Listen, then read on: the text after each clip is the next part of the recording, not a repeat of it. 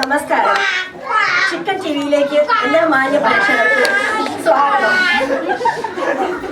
ഇന്ന് ഉച്ചയ്ക്ക് ശേഷമുള്ള ആദ്യ പരിപാടി വീട്ടമ്മയും ഡോക്ടറും എന്ന ചർച്ചയാണ്. അതിലേക്ക് ഡോക്ടർ സരിത മേനോനെയും മഹിളാ സമാജം പ്രസിഡന്റ് ശ്രീമതി നീത തോമസിനെയും ക്ഷണിക്കുന്നു.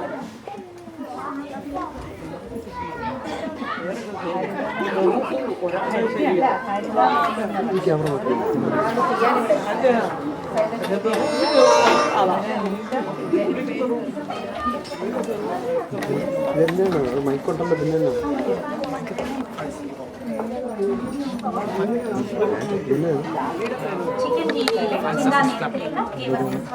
ഒന്ന് മാറി നിൽക്കണം. ഞങ്ങളുടെ ചിന്താവിഷയം സ്ത്രീ പീഡനമാണ്.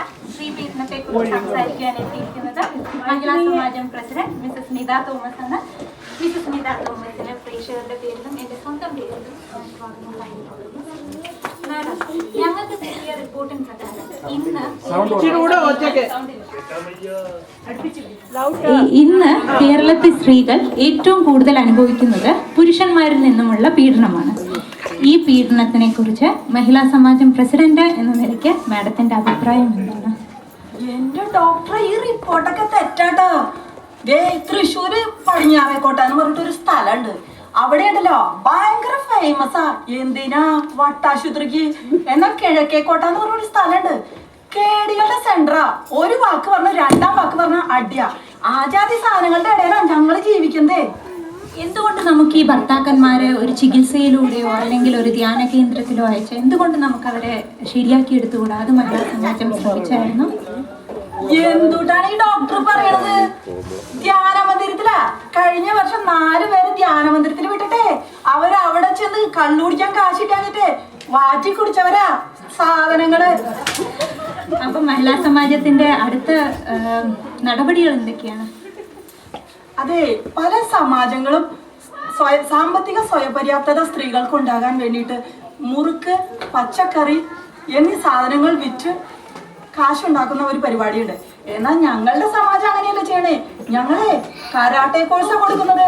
കരാട്ടെ കോഴ്സ് കേട്ടിട്ടില്ലേ? ഞാന് ബ്ലാക്ക് ബെൽറ്റ് അതിപ്പോ കാണിച്ചു തരാം. അതെവിടെയത്? കണ്ടോ ബ്ലാക്ക് ബെൽറ്റ്?